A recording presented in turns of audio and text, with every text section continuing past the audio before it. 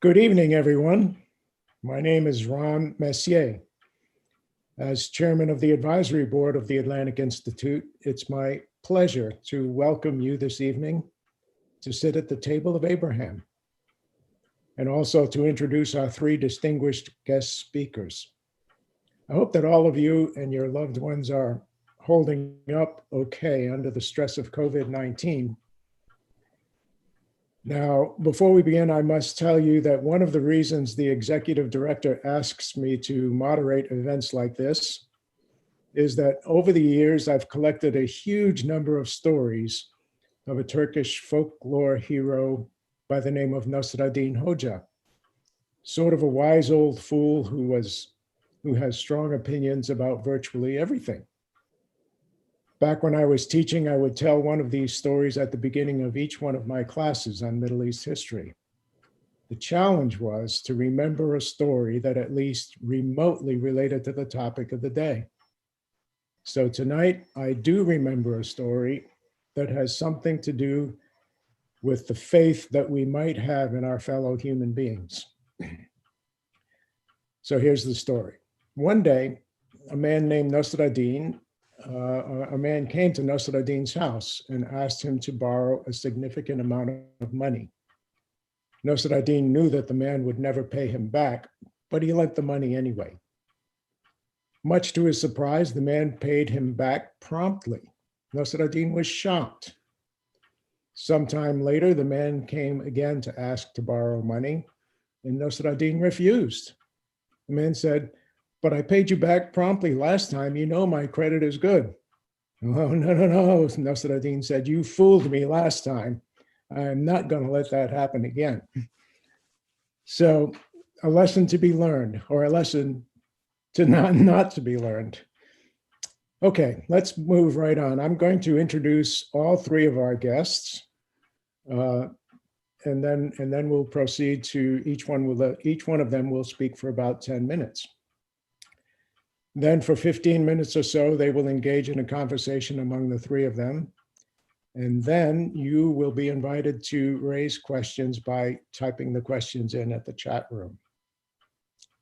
So our first speaker, Rabbi Rami Shapiro. He is an award-winning author of over 36 books on religion and spirituality. He received rabbinical ordination from the Hebrew Union College Jewish Institute of Religion and holds a PhD in religion from Union Graduate School. He was a rabbinic chaplain with the United States Air Force for 3 years, a congregational rabbi for 20 years, and a professor of religious studies for 10 years. Rabbi Rami currently co-directs the One River Foundation and is a contributing editor at Spirituality and Health magazine. And he hosts the magazine bi-weekly podcast entitled Essentially Conversations with Rabbi Rami, which you could tune into at www.spiritualityhealth.com. Following Rabbi Rami will be the Reverend Dr. Kristine Blaess. She is the rector of St. Paul's Episcopal Church in Murfreesboro, and she grew up in Bozeman, Montana, where she enjoyed hiking and skiing. She received a bachelor's degree in music from St. Olaf College in Northfield, Minnesota, and a Master of Divinity degree from Lutheran Seminary in St. Paul, Minnesota. After seminary, Kristine and her husband, Michael, who is also an Episcopal priest, were awarded a graduate preaching fellowship and spent a year in Australia, studying, visiting Aboriginal communities, and working on a sheep station. Kristine spent the first decade of ordained ministry serving a congregation in Rigby, Idaho, and mentoring congregations and clergy up and down the Snake River Valley. She arrived at St. George's Church, Nashville, Tennessee in 2012, where she served as Senior Associate Rector. Also in 2012, she received a Doctor of Ministry degree from Louisville Presbyterian Theological Seminary. And then About 15 months ago, she came to Murfreesboro to serve as the rector of St. Paul's Episcopal Church. Finally, Sheikh Ossama Bahlaul will share his thoughts with us. He is the resident scholar of the Islamic Center of Nashville. He is a graduate of the renowned Al-Azhar University in Cairo, Egypt, where he earned his bachelor's degree in Islamic studies, as well as his master's degree. And then Dr. Bahlaul completed his PhD, also at Al-Azhar, in comparative religions, writing a dissertation entitled Critique of Christian Issues within Will Durant's Story of Civilization, which is widely acclaimed. Dr. Bahlaul's passion in comparative religion has fueled over 18 years of experience in interfaith dialogue and numerous public collaborations with Muslim organizations and religious leaders from other faiths. As an academic, he has worked on peer-reviewed research and has traveled extensively, lecturing at university level about critical interfaith issues facing Muslims. Prior to his tenure at the Islamic Center in Nashville, Dr. Bahlaul was the Imam of the Islamic Center of Murfreesboro, where he led and supported the community through its successful effort to build the only mosque in Murfreesboro. So that's our lineup for tonight. So let's get right into it. I'm going to turn the mic over to Rabbi Rami. The floor is yours. Thank you, Ron, and good evening to everybody. And I want to just say I'm so grateful to be part again of Table of Abraham event. I'm going to put my 2 cents in and say we should call it Table of Abraham, Sarah, and Hagar, but I won't argue that tonight. What I will discuss, though, is the role of the Golden Rule in Judaism, which, as I would say it is in every tradition, dependent upon the goodwill of those who invoke it and then try to live by it or enforce it. So in Judaism, you find the Golden Rule proper, which there's 2 versions. Do unto others as you would have others do unto you. That's the version we learned from the Gospel. The oldest version comes from Confucius, and it's the version that you find in Judaism. It's in the negative. What is hateful to you, do not do to someone else. And this doesn't come from the Torah, from the Bible. This comes from the Talmud, rabbinic literature. Judaism is a couple thousand years old before you actually get the articulation of the Golden Rule, the way we normally hear it. In this case, what is hateful to you, don't do to somebody else. And it comes from a story in the Talmud. So the Talmud is an anthology of rabbinic teachings that stretches over 500 years. But in the time at the turn of the millennia, so from 1st century BCE to 1st century CE, there were 2 major schools of Jewish thought. One was led by Rabbi Hillel, and one was led by his arch nemesis, Rabbi Shammai, and they hated each other. I don't know if they hated each other personally, but the schools disagree with each other totally. If one said up, the other said down. One said black, the other said white. And there's a story in the Talmud about a Gentile who comes to Shammai, and he tells Rabbi Shammai that he'd like to convert to Judaism if Shammai can teach the entire Torah, meaning the entire Jewish tradition, while the Gentile fellow stands on 1 foot. So Shammai takes umbrage at this. He thinks this is an insult, and he chases the guy away. So the guy goes to Hillel, and he gives the same offer. He says, I'd like to convert to Judaism, but on the one condition that you teach me the entire Torah, the entirety of Judaism, which is a couple thousand years old by then, while I stand on 1 foot. And Hillel, according to the story, doesn't hesitate and simply says to him, that which is hateful to you, do not do to anyone else. That is the entire Torah. Everything else is commentary. Now, go study the commentary. So when Jews learned this, and certainly when I learned it in seminary, the emphasis was always on the end. the rest is commentary. Go study the commentary, because in seminary, we're studying much more than this one-liner from Hillel. We study all these texts, and Hillel's calling it commentary, so go study the commentary.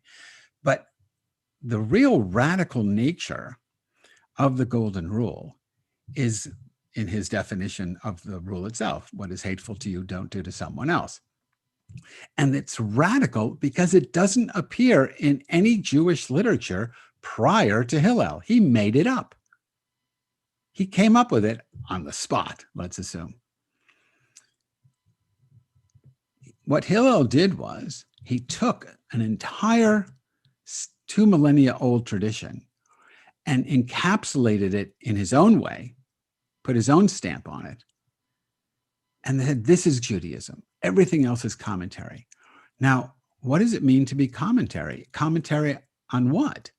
Commentary on the golden rule.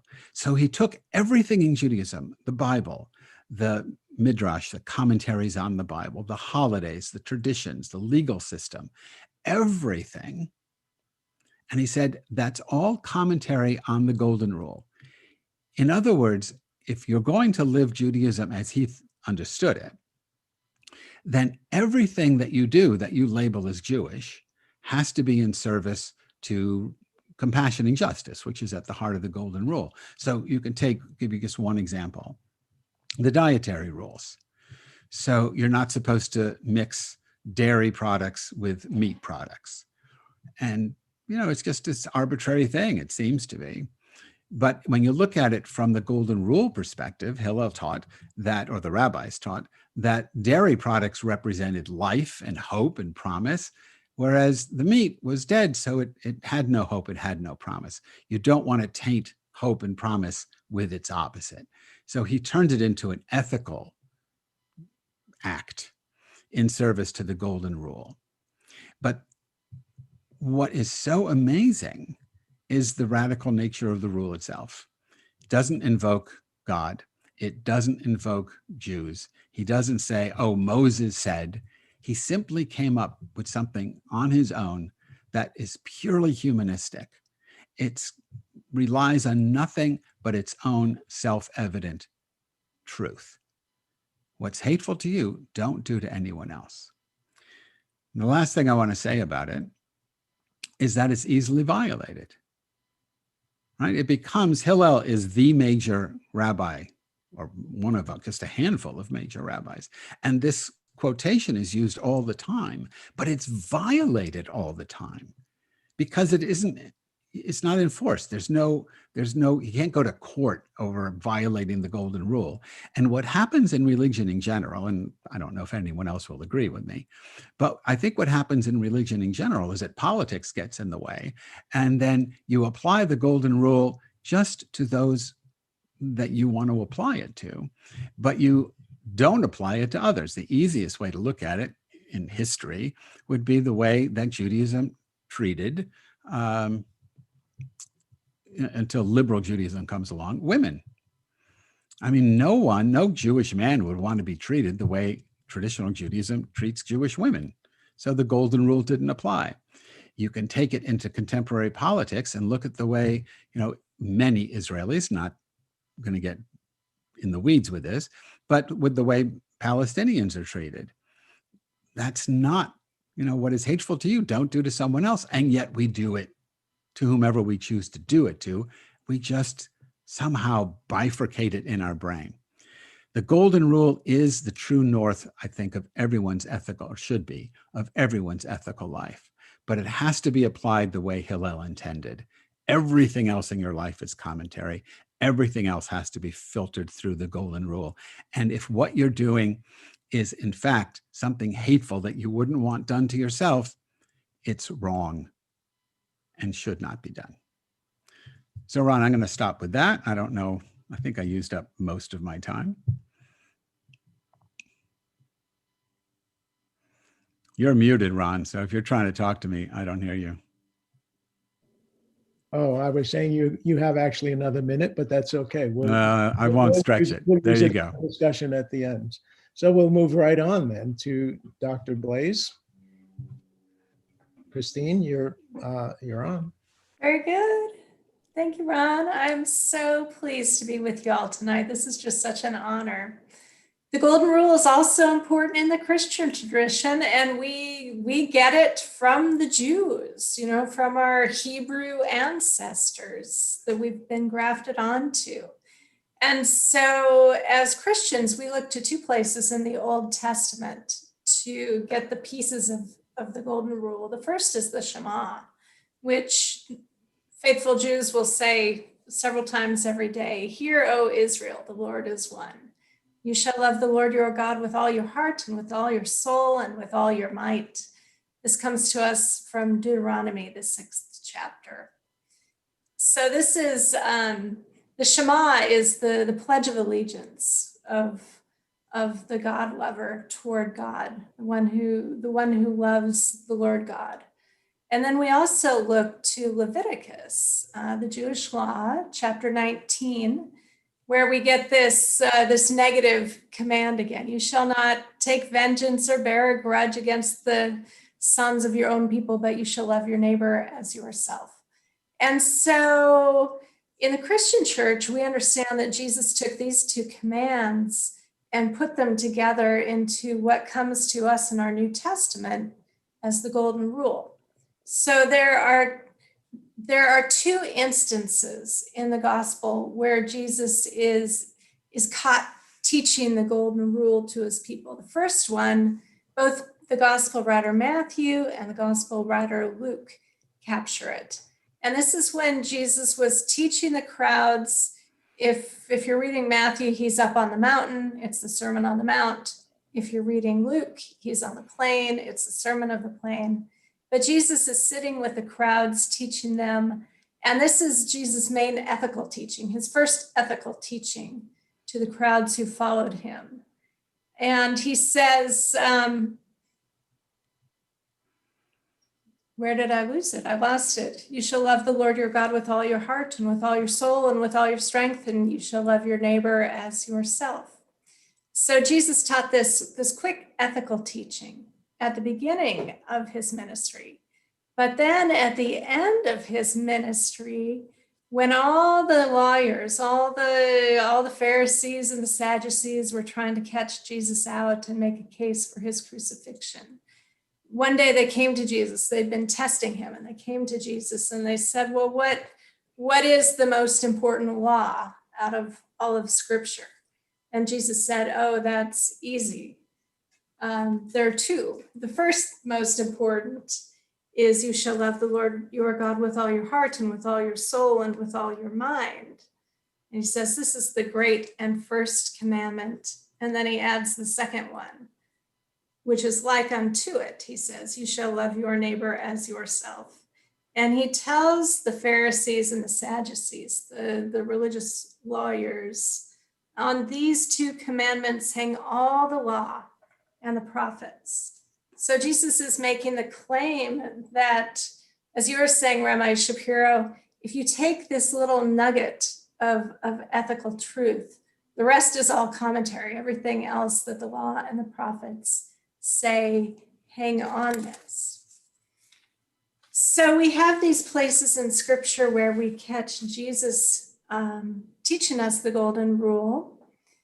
And then St. Paul picks up the refrain in Galatians when he tells the brand new Christian church, he says, for all the law is fulfilled in this, you shall love your neighbor as yourself.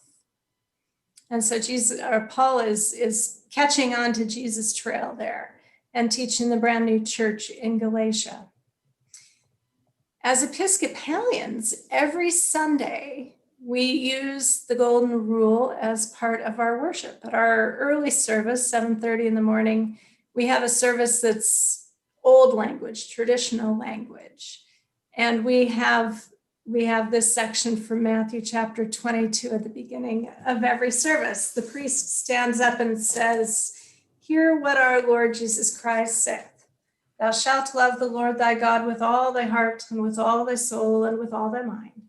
This is the first and great commandment, and the second is like unto it. Thou shalt love thy neighbor as thyself. On these two commandments hang all the law and the prophets. And so these words are just part of, as Episcopalians, part of our spiritual rhythm of worship. They're deep in our hearts. And so what do we make of it? As Christians, as Episcopalians,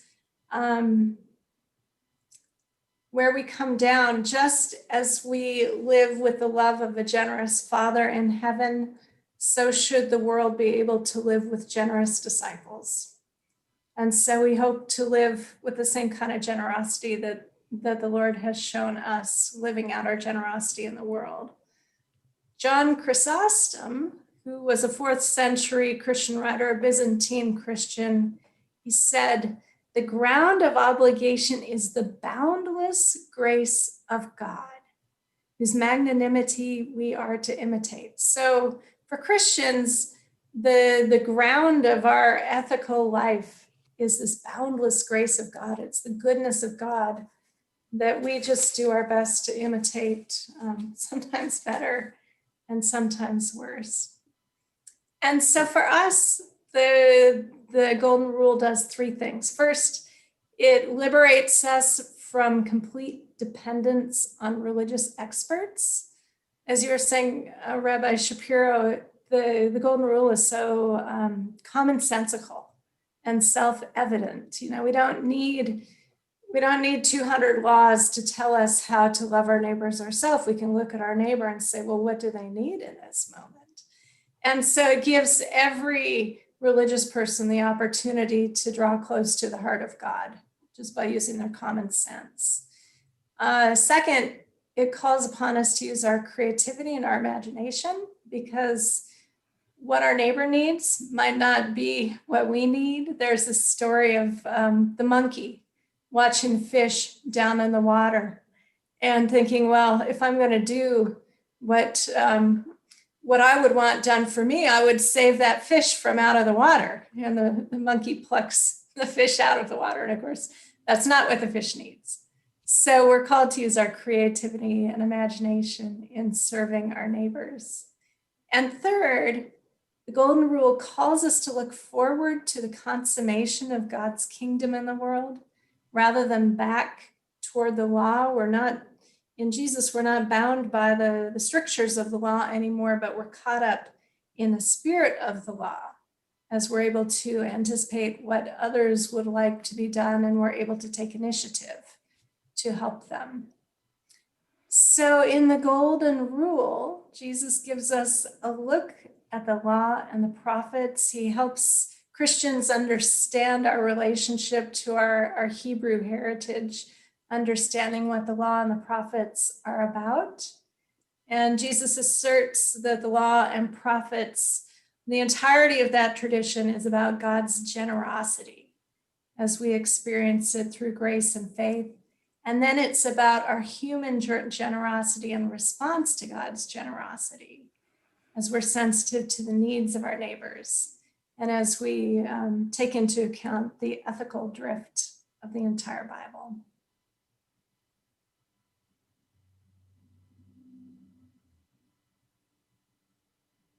Thank you so much, Kristine.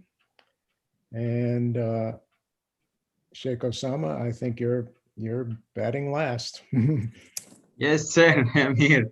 Well, it's always good to be with you. And when speaking about the concept of Golden Rule, I think if you go to any religious Islamic institution trying to study Islam, they will always say Islam as a religion might come under 4 categories: the area of the faith, believing in God and the prophets and the revelations, the hereafter, heaven and hell, and all of that.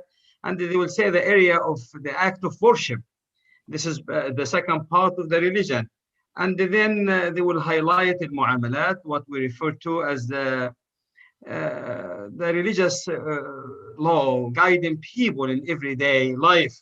And they will say the final concept is the issue of morality, or what we refer to as al-akhlaq, or one's behavior. If you ask any religious scholar, what is really the most important part of the religion? What's really important here? while Muslims recognize the concept of believing in the oneness of God as critical, Prophet Muhammad, surprisingly, to many people, he said, God sent me to take care of people's morality. So while he put so much emphasis in the area of belief, in the area, but he said, God sent me really to take care of people, morality. And it's a way for people to understand how they can measure their practice. It is not really by praying 5 times a day only, and it is not only by fasting in the month of Ramadan or giving certain charity. It's actually by behavior, by treating people, by the way you choose to treat people around you. If you want to be someone really close to God, he said, when the companion asked him about the one God loved the most within the believers, he answered them directly, not by saying the one will pray often, not by saying really the one will do this and that, but he said the one choose to benefit people around him. He was intentional about the issue of people around him. So the concept of filjar in Arabic, or neighbor, as the brothers and the sisters within Judaism and Christianity often use, love your neighbor as yourself. Islam will intend to identify the concept of neighbor by saying anyone around you, anyone you are in interaction with is actually your neighbor. It can be within your neighborhood, someone you are flying when traveling, and someone sitting next to you, he or she has right, actually, Islamically. So Islam extend the concept of neighbor to go to anyone around you, by the way, without any religious affiliation. It surprised even the early companion, a Jewish man, passed away, and while the funeral was passing by, Prophet Muhammad stood out of respect, and they thought he was not aware of the religious practice of the man. They said to him, he is a Jewish. He said he has a soul, and he stood to show respect to his fellow men. When Judaism, Christianity, or any other tradition will intend to magnify, rightly so, the importance of morality, Islam here came to put itself in a very unique position, I might say, by saying we agree with anything good comes from anyone, regardless of your religious practice. If you are going to teach us something good, we will be with you. This is why Prophet Muhammad rushed actually to a group of people, form a committee to assist the other, although they were not even a member of the people of the book. When Muslims intend to be soft toward the people of the book, Jewish and the Christians, they were not even Jewish or Christians, and he said, if they stand before something right, I will be with them. Actually, going to heaven depends solely in the character of the individual. This is why he said, God sent a man to heaven simply because a man saw a dog being so thirsty, and he provided water for the dog. And the Prophet Muhammad said, God sent him to heaven because of this act. So when speaking about the golden rule within Islam, a term we did not really grow up learning through the religious education, but we always learn that behavior or treating other is really sensitive and critical in the religion. Islam made it very clear that we have to differentiate between one's feeling and everyone being fair. So Al-Quran Al-Karim said, لا يجرمنكم شنآن قوم على ألا تعدلوا. You should be fair regardless of your feeling about the individual. So you can like anyone you want to like, dislike anyone you choose to dislike, although a true believer must not have the capability of disliking or hating anyone. We should be able to disagree comfortably, articulate an argument, but having a negative and feeling toward people. Imam al-Ghazali, not me, Imam al-Ghazali found this to be challenging. If you really love God, you should love what God creates. And this is why when it comes to being fair with other people, regardless of their religious practice, is not something really we say it's good to do, it's a necessity. You cannot be a true Muslim without practicing this. Rabbi Rami mentioned this gap between the idealistic perspective within the religion, within religions in general, and the messy life we have sometimes. And the people often say, what can we do? And the Islamic answer is, God will not ask you about everyone's act. God will ask you about your own act. So Islam here puts so much emphasis in the individual responsibility. If you you can be living in a beautiful community while everyone loving everyone and it's wonderful, or you can be living in somewhere else. God will ask you, will judge you according to your own record. So if you ask me about the golden rule in Islam, I would say taking care of one's morality and recognizing everyone around you as the child of God. And a child of God, Prophet Muhammad said, "An-nasu iyalullah." People are the children of God. People are the children of God, metaphorically, obviously. And if you want God to love you, be kind to his children. Be kind to his children. I find this to be a solution when we intend to be kind toward everyone. And even Muslims believe that having really different level. We have a first class and second class, and if you want to be in the upper level of heaven, Prophet Muhammad said you can achieve this by good behavior, not really by fasting or praying.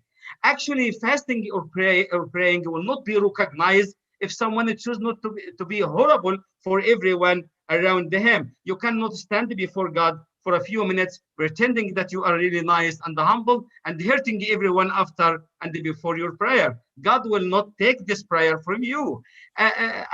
This is why I feel like the golden rule within Islam is the effort to restore morality and being kind to everyone without discrimination. And this is very much the core part of Islam as a religion. Yes, Ron. Thank you so much, Sheikh Ossama. So part two of our Table of Abraham tonight is to allow the three of you an opportunity to ask each other questions or make comments or have conversation among you. So does anyone want to raise a question? I was so interested, Sheikh Ossama, about how you connected the golden rule with going to heaven, with being with God in the eternity. And I wonder, what's that like, Rabbi Rami, in the Jewish tradition? You know, what happens after death, and what role does following the golden rule or ethical life have to do with that?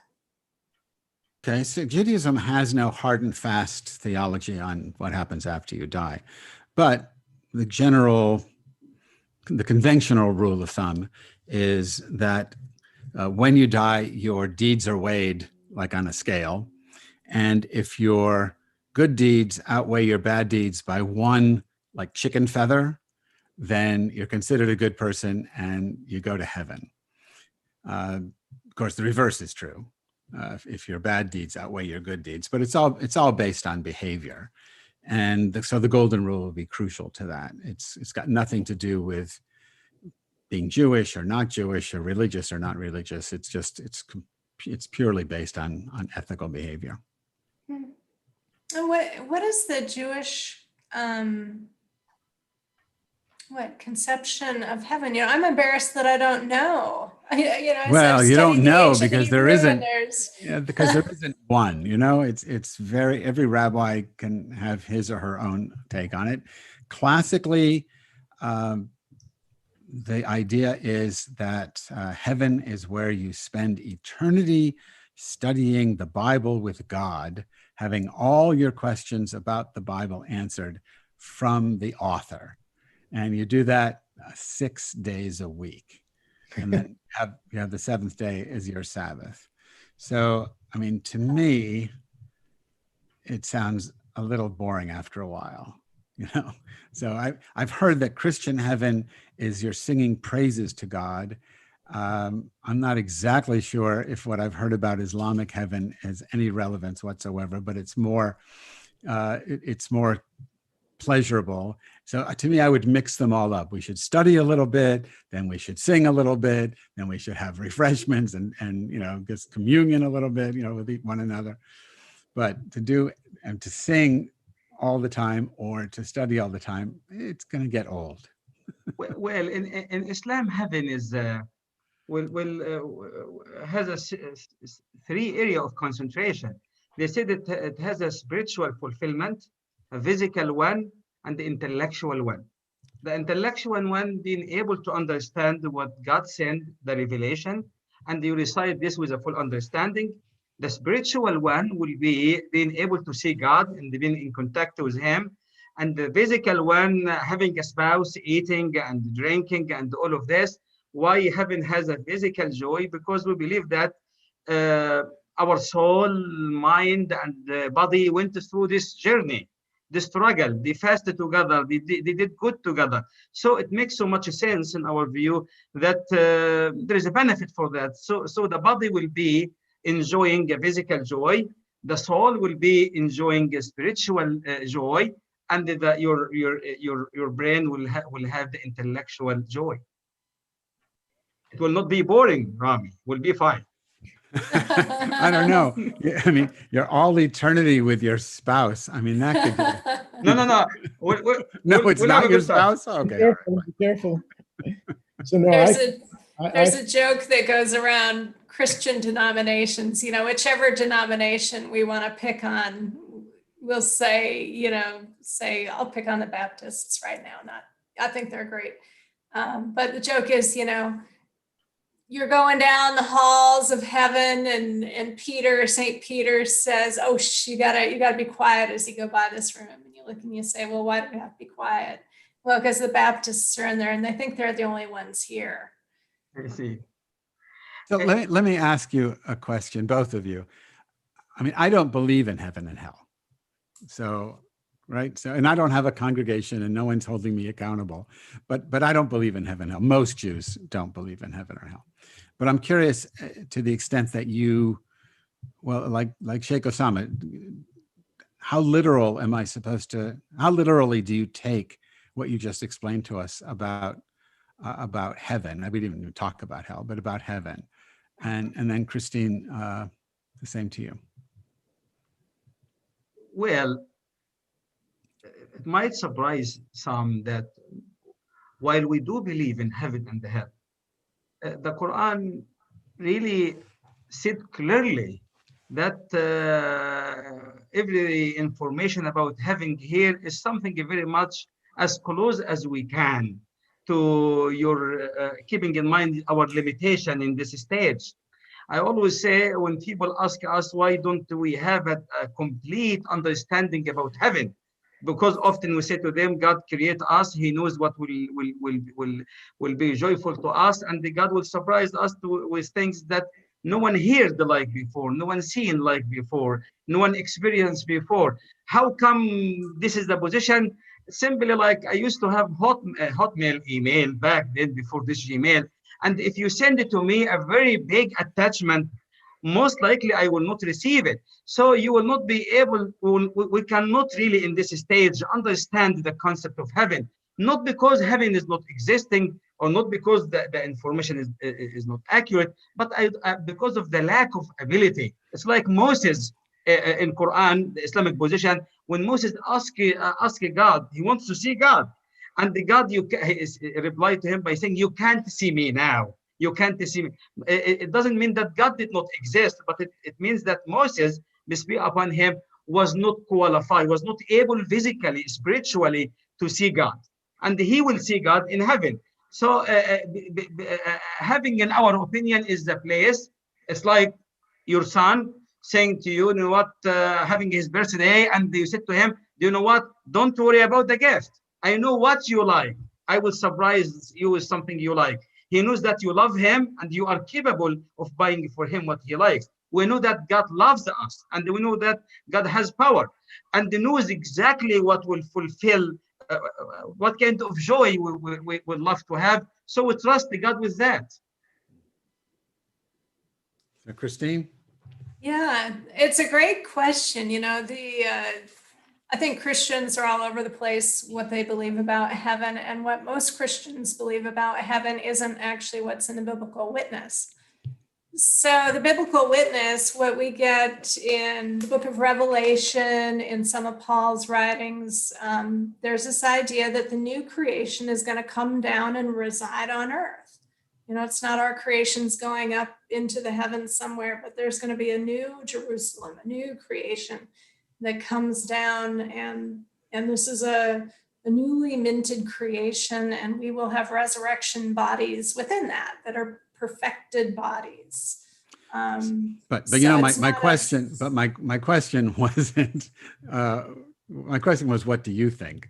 Yeah, so what do I, so I don't want to put you then- on the spot and get you in trouble, but So Christians then, losing track of that, have an idea of, we're going to go up, probably a popular conception, we'll be united with God. I think that's probably somewhere where I land, that there's going to be something physical in reality, and, that we continue to have an existence that allows us to grow and think, and, probably contiguous with what we've got now, but united with God. And we may not find any need to do anything other than praise around the throne room of God. Yeah. An interesting, a distinction I think that I'm hearing with Muslim, with Islam, with Judaism and Christianity, at least in our branch of Christianity, salvation, entrance into heaven, comes through the death and resurrection of Jesus and through our faith in that, rather than through a weighing out of our just works. There will be a judgment of our works, but our salvation, our entrance into heaven, is not dependent on that. so that means that Ossama and I aren't going to see you there. Well, what? I'm that's like, God, what you I said. had no idea. I think God has his ways of getting this all sorted out. Yeah, that's sort of a cop out. But okay, I don't want to put you But on Rami, this. Rami, if I may, I always struggle a little bit with the Jewish position. When at least the hereafter is not really a big deal for most of the Jewish. How can, when teaching young kids to be good and you will be rewarded, how do you, as a rabbi, when a member of the congregation will die, one of the way we comfort our people that we will be with him or her again, will be united again. This life is very much part of our existing, is not full of it, all of it. I really believe in this 100%, and I am quite excited about the other side. And I feel like it's part of my belief about God, that there is heaven. How do you comfort a member of your congregation lost a family member? Right. So personally, what I do, I don't have a congregation anymore, but I did for 20 years. I would simply accept whatever the family believed. If they believed that the husband or the spouse or the child was in heaven, then I'll work with that. I never saw my job as to say, but this is what I believe, and what I believe in that instance was irrelevant. But if I'm talking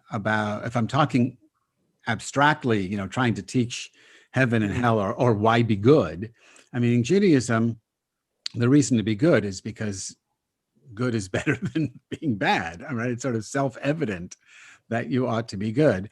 But the book of the Bible that I used to use all the time, which I still love, is the book of Job. From the Jewish point of view, here was this really good person who was completely destroyed by God, in my understanding of the text, simply to make the point that bad things happen to good people, just the way good things happen to bad people. It's just life is just that. Good things happen, bad things happen. But if you can maintain a sense of equanimity, which Job ultimately comes to in the end of the book, if you can maintain a sense of equanimity and accept, like he says in chapter 2, verse 10 of the book of Job, he says, we have to learn to accept the good and the bad from God. If we can do that, that gives you a life of balance, harmony, tranquility. You could look at the prophet Isaiah, chapter 45:7, where God says, I create light, I create darkness, I create good, I create evil, God do all these things. So it's not like God is good, it's God is God, and everything else is below that. And in the end, like you said with Moses, you can't see God face to face. You can't really understand these things. And so in the book of Job, in the very end, God reveals this ultimate reality to Job. And then Job says, oh, I get it. I'll be quiet now. I realized that human concepts of good and bad, pleasure, and all the rest of that stuff, they're not cosmic. They're purely personal. So my ultimate goal would be to help people get beyond the notion that you can apply human concepts to these cosmic questions. Okay, I'm going to jump in as host here because actually we do have a question that was typed into the chat room. So I'll read the question, and any of the three of you, or all three of the three of you, can answer it. So here's the question. With the support of the Golden Rule in all of the Abrahamic religions, and I would add many of the other religions in the world as well, it still seems so hard for adherents to actually follow it. It's something that everybody believes in. It's something that we all claim to be the case. It's easy to say, but very hard to do. So Yeah. why is that the case? I would disagree with you, Ron, when you said that we all believe. I think most of the people are pretending. If you believe in anything, you should put it into action. I want to differentiate between the claim that I am a Muslim, believe in the Quran, and I am really good guy. And believing is when you have been convinced this is your way of life. This is your way of life. I think the struggle is often with us lack the ability to differentiate between the claim and the belief.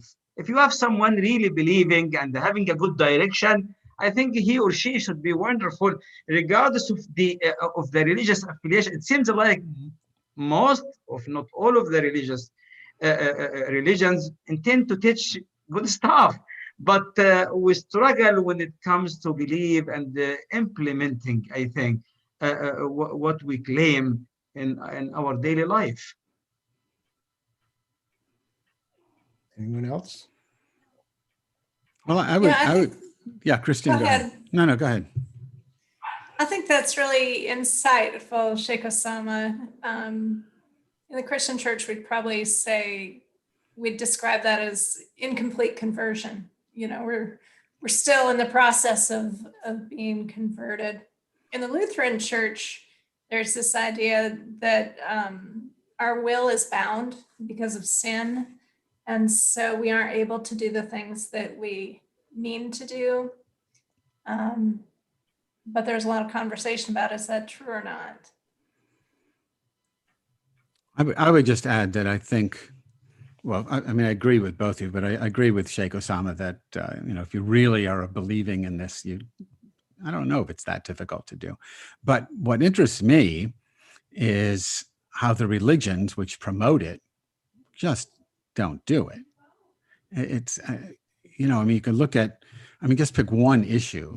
You could pick women in Judaism, Christianity, and Islam. You can pick the way the institutions treat homosexuals.